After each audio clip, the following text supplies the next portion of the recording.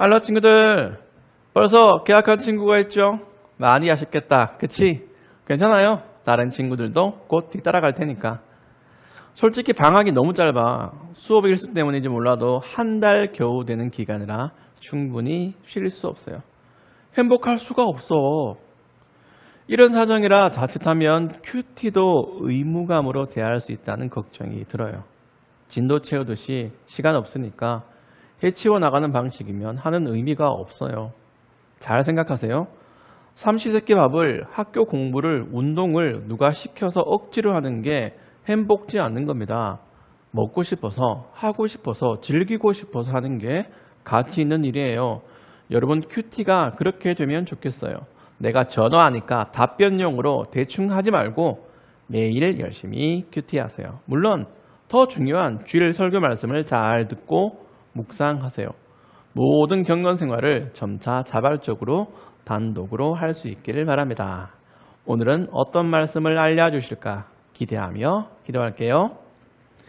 하나님 아버지, 달고 오묘한 하나님의 말씀을 잔뜩 먹고 행복하게 해주세요. 예수님의 이름으로 기도드립니다. 아멘. 오늘 제목은 세계 명작 중 하나인 신데렐라를 패러디한 일명 버림받은 신데렐라. 원작의 신데렐라는 버림받지 않아요. 그냥 계모와 언니들에게 구박을 받았대요. 그렇게 샤바샤바 아이샤바한 인생을 살던 제투성이 아가씨가 원작이라면 이사야서의 신데렐라는 버림받았다고 놀림받은 이스라엘이야. 신데렐라와 이스라엘의 공통점은 인생 역전, 반전, 막판, 뒤집기. 무슨 내용인지 생각하며 먼저 본문을 읽어봅시다.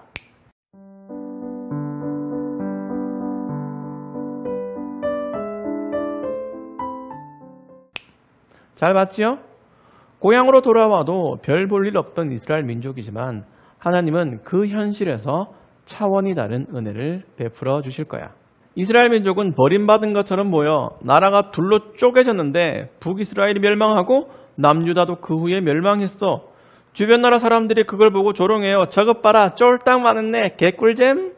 이런 조롱은 출애굽 때부터 이스라엘 민족에게 따라다니던 거야.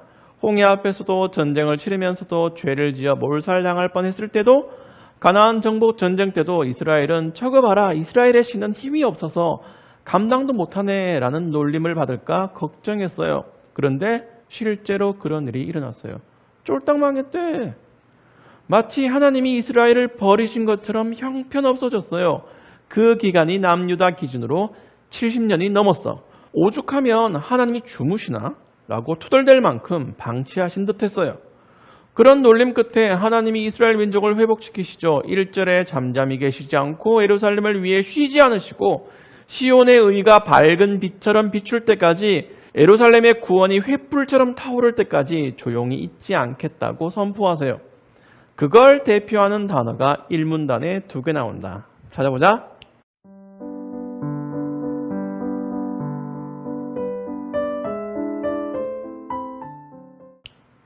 헵시바와 뷸라예요. 헵시바는 내 기쁨이 그녀 안에 있다는 뜻이고 뷸라는 결혼한 여자라는 뜻이에요. 전에는 버림받은 여자같이 비참했어요. 그 시대의 한계상 무력과 경제권은 남자에게 있었어요. 기댈 남자가 없는 여자는 서럽고 비참할 수밖에 없어요. 그러나 이제는 하나님이 남편이 되어주세요. 4절에 버림받은 백성, 황폐한 땅으로 비웃음 당하던 존재가 정반대로 귀부인이자 여왕이 된 겁니다. 그게 헵시바와 뷸라다. 하나님은 졸지도 주무시지도 않는 분이야. 세계를 경영하시고 특별히 이스라엘을 선택하시고 한시도 잊지 않으셨어요. 애굽에서 430년간 노예로 억압받을 때도, 남유다가 망해서 70년간 포로로 살 때에도 차근차근 구원의 일을 진행하셨어요. 주변 민족들이 저거 봐라, 여호와신이 힘이 없어서 버렸대라고 조롱할 때도 살아계신 하나님은 이스라엘을 사랑하셨어요. 현실은 시궁창이야. 하나님이 거하시는 집인 성전이 파괴되었고 예루살렘은 무너졌지. 나라의 인재들과 왕족들이 3번에 걸쳐 잡혀갔어. 남은 사람들은 힘없고 불쌍한 자들뿐. 어느 모로 봐도 버림받은 모습이 확실해요. 그러나 말씀하시죠. 4절을 보세요. 사람들이 다시는 너를 버림받은 백성이라 부르지 않을 것이며 다시는 내 땅을 황폐한 땅이라 부르지 않을 것이다. 너는 헵시바라는 이름을 얻을 것이며 내 땅은 뷸라라는 이름을 얻을 것이다. 이는 여호와께서 너를 사랑하시기 때문이며 신랑이 신부를 기쁘게 맞이하듯 하나님께서 내 땅을 기뻐하실 것이기 때문이다. 5절에서는 젊은 남자가 젊은 여자와 결혼하듯이 내 아들들이 내 땅과 결혼할 것이다. 신랑이 신부를 보고 기뻐하듯이 내 하나님이 너를 보고 기뻐하실 것이다. 라며 선언하세요.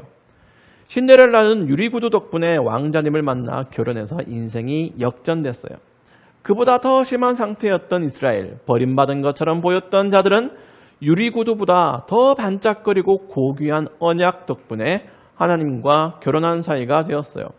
신데렐라는 고작 왕자이지만 이스라엘은 만왕의 왕, 세상의 통치자이신 하나님의 신부라는 블링블링 판타스틱한 존재가 되었어요. 그게 바로 이스라엘의 정체성이 될 거예요.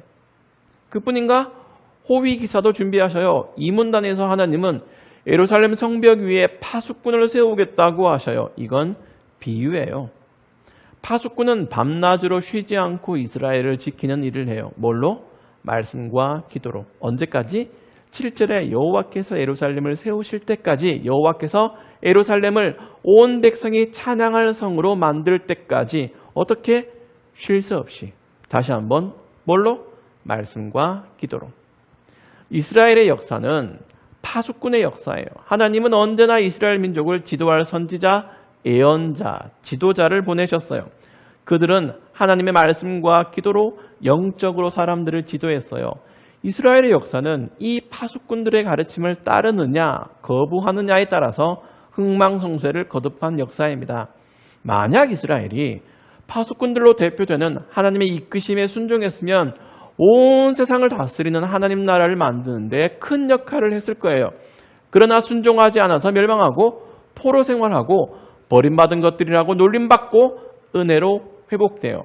하나님은 이제 이스라엘에게 맡겨두지만 않으실 거야. 직접 일하실 거야. 그래서 3분단에서 이스라엘은 전 세계에서 몰려오는 하나님의 백성들을 맞이할 거예요. 온 세상에 하나님의 구원을 보여줄 거예요. 어떻게 할 때? 바른 말씀과 기도에 순종할 때. 마지막 12절에 사람들이 그의 백성을 거룩한 백성이라 부르고 여호와께 구원받은 백성이라 부를 것이다. 또 예루살렘을 가리켜 하나님께서 찾으신 성이라 부르고 하나님께서 버리지 않은 성이라 부를 것이다. 이렇게 버림받은 신데렐라 같던 이스라엘은 하나님의 신부로 회복될 겁니다. 이 내용을 적용해 보자. 어떻게 살래요?